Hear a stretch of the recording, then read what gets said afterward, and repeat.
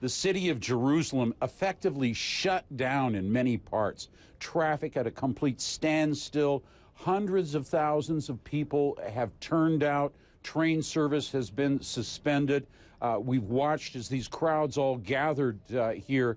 They showed the body being carried, lifted aloft by some of his followers for his funeral. There's going to be a eulogy. You can see some of the people there. Security services have been on the scene, frantically trying to push people back because of the risk that some of these rooftops where they're standing could collapse. This is how many people have turned out.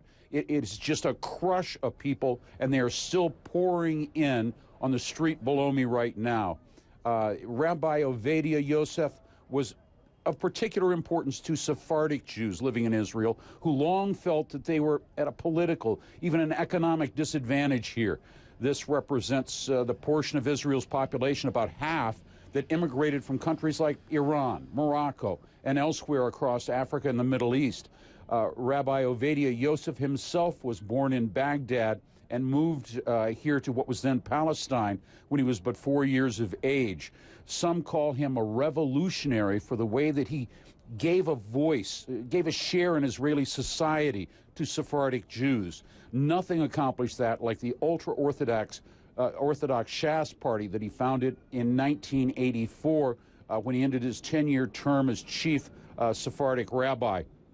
His image with those embroidered robes and rose-colored glasses can be seen on storefronts, in taxi cab windows here in Jerusalem. Even long before the news of his illness surfaced, he died today after a long stay in the hospital. You know, it is his interpretation of the sanctity of life in Jewish law that decreed that it was possible to give up the land of Israel for the sake of averting bloodshed. And that gave a stamp of approval to the cause of land for peace, although the rabbi and the Shas political party took a rather harder right turn at the Gaza withdrawal after the second Intifada. But he was controversial. He was a staunch conservative at various times. He was quoted as hoping that Palestinians in general, and President Mahmoud Abbas in particular, would perish from the earth.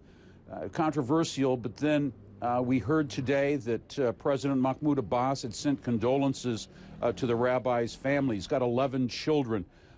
He also had at one point branded Palestinians as vipers, although aides quickly said that the former chief rabbi was speaking only of those who spilled Jewish blood. This man is loved not only by conservative Jewry, but all different levels of society. People look to him for leadership, his interpretation of Jewish law, which, although his political views may have been very conservative, he was seen as something of a liberal, as someone who would interpret Jewish law. So just a huge crush of people out on the streets today. The funeral, this could be hours away before we see a burial. Sarah? Yeah. All right, thank you so much, Jim Clancy. And looking at those pictures there just gives you some idea of how the ultra-Orthodox especially revered this man. He is now dead at 93.